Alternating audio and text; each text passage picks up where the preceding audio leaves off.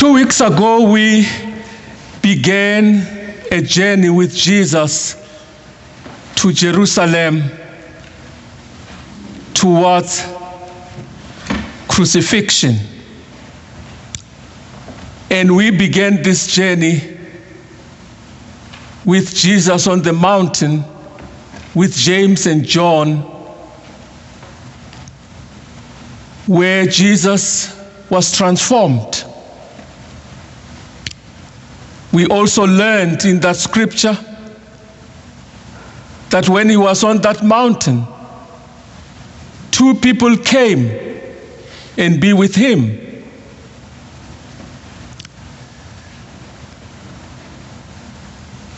Then we also learned what he taught us. Sometimes you want to be on the mountaintop, but sometimes you have to come down to the valley.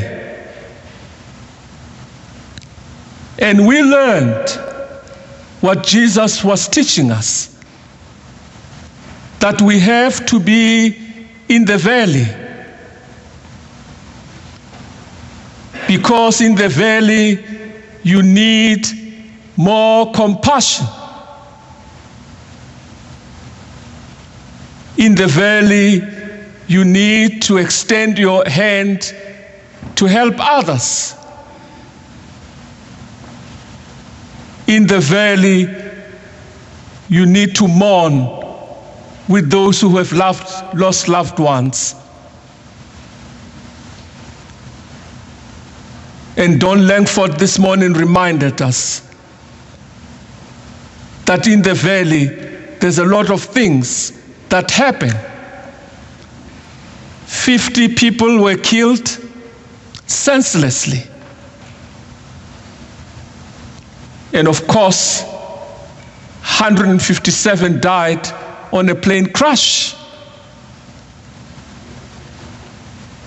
Now, if you think of the families, if you just think of the 157 families, some of these are Canadians who tragically died. That's the valley. And it requires us to have compassion.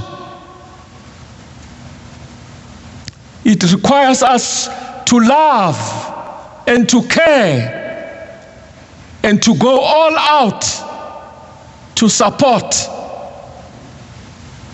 I know of a lady long time ago who read the newspapers every morning. And when there was death or killings, she would write letters to those families, hundreds and thousands of letters that she wrote in support, because she lived in the valleys and she knew that in the valleys there's so much struggle. And last Sunday, in this journey with Jesus, we brought the whole issue of wilderness, where he spent 40 days and 40 nights in the wilderness.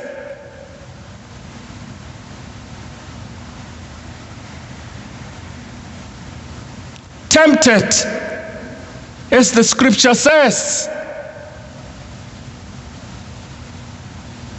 You can change the stones into bread. Power. And Jesus was warning us against power. People get drunk of power and control. Because, my friends, if you can turn stones into bread, then you can feed the whole world. You can get rid of hunger. Because you have the power.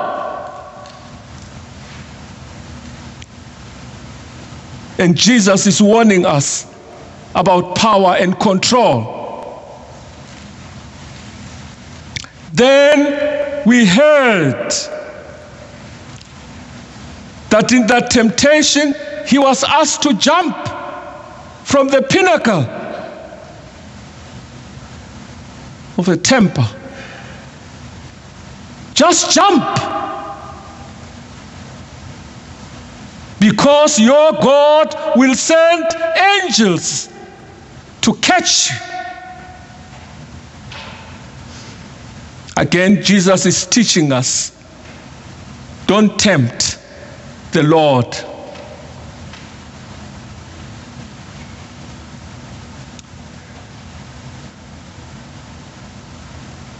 Then he was tempted. Look at all these people. Look at all these buildings. Look at all these wonderful things. If you can bow, if you can just bow for me, all these things could be yours. Again, Jesus teaching us to avoid some of these things. Wanting to be famous, wanting to be the best, and wanting to be a performer. Jesus is warning us about performance in this journey.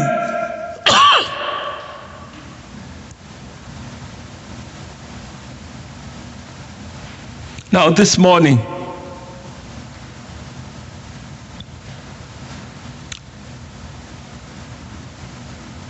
he's asking us to focus. His eyes are set on Jerusalem. My friends, Jerusalem was not a safe place. No prophet lived in Jerusalem. It was not a safe place. Think of all the cities that are not safe. That when you go there as a tourist, you'll be told, don't move away from the group. That was Jerusalem. It was dangerous.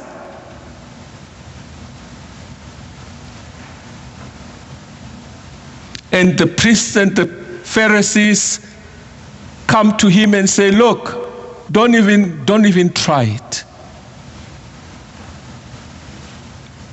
Don't even try, because Herod will kill you. Don't try.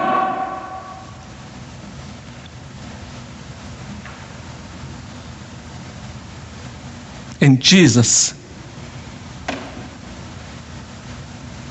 focuses and says, I am going to Jerusalem. Jesus is going to Jerusalem for one thing. He loves the city. It shows. He cried. Now people think that Jesus was weak. No, Jesus was not weak. He loved the city. He cried for the people. He cried for the suffering people, the struggling people. He cried for them. And he wanted to be there for them. And this is why Jesus is going to Jerusalem, to be with the people. So this morning, my friends, again, we are encouraged. Let us focus. Let us focus on things that are meaningful in life. And friends, there's no turning back. For Jesus, there's no turning back. And for you, there's no turning back in this journey. No turning back. We just move forward, no matter what. This is focus. It means focusing and not turning back and just going and going and going, no matter what happens.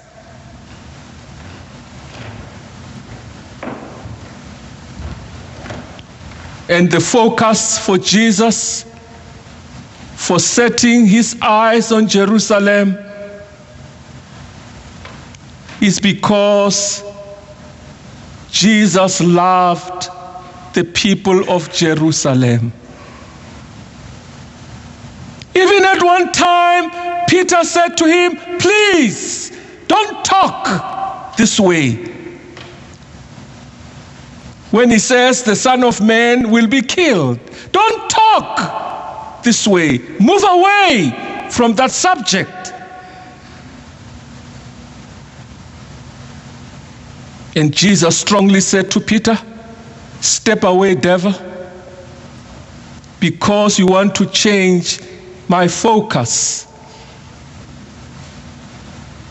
The focus is love. He loved people of Jerusalem. And he wanted to save them. He wanted to show his love. He would rather die and save Jerusalem. This morning, Strathroy, we need to focus. In this Lenten journey, let us focus. We have so many things to focus on. We have a new minister coming. We're voting on Wednesday. And I think we're going to say yes.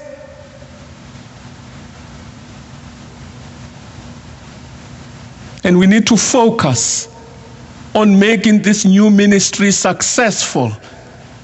This is our Lenten journey. Let us make this ministry successful. Whoever the minister is, let us make that ministry successful.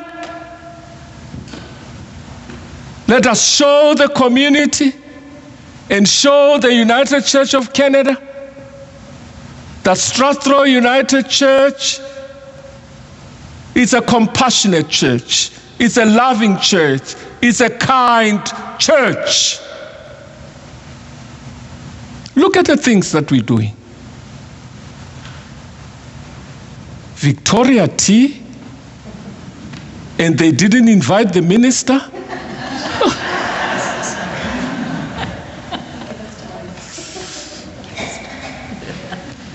And I gave flowers this morning.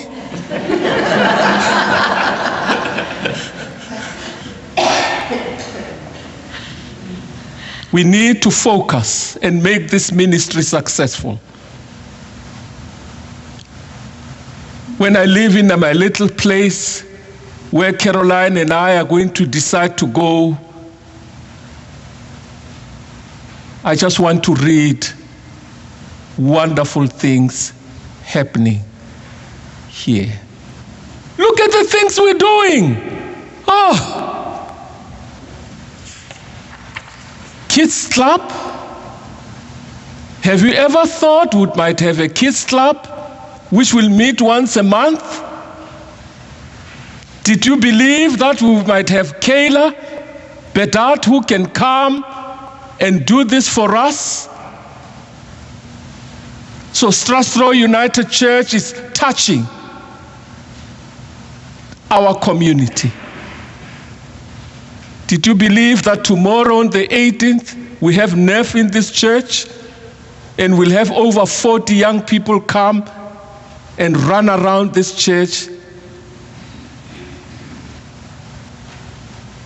And John, I know they throw things around. I know they throw things around. I know. And I know you're collecting them.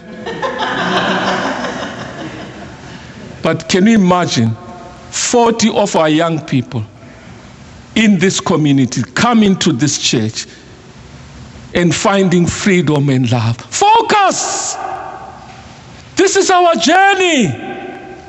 Let's focus on the right things. And the right things must be controlled by the love that we have for this church.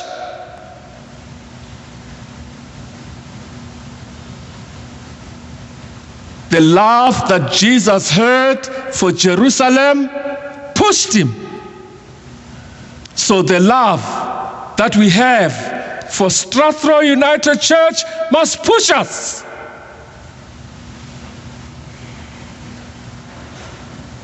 Now I speak from experience. The love for this church for me, I wish I was young. I wish I could be 40 years and stay longer here. Oh, but I'm old.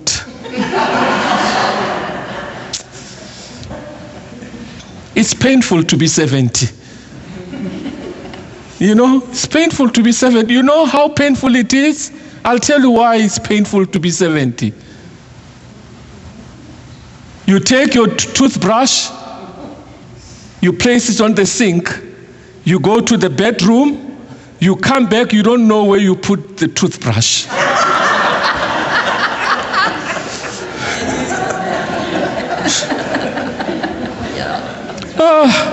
I wish I was young. Oh, jeez. You try to make smoothie in the morning, right? You're supposed to put all the things in the smoothie. You forget. You remember after the fact that, oh, geez, I forgot the banana.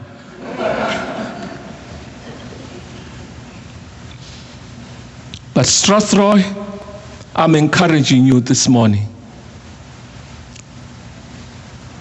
This is a good church. I love this church. I love Andy. I love this church. I love this choir.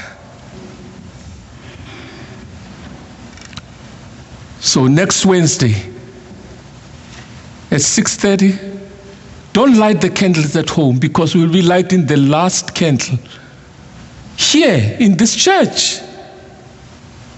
We light the last candle and thank God for the wonderful things that He has done for us. And we trust the search committee, Perry, James, Brenda, Bob. We trust you've got a good choice for us. I feel it in my bones. This is good stuff. You're going to have a great ministry. Remember what John said about Jesus? The one who comes before me is better. So Strathroy, the one who comes after me, will be much better. Focus on supporting that ministry, no matter what.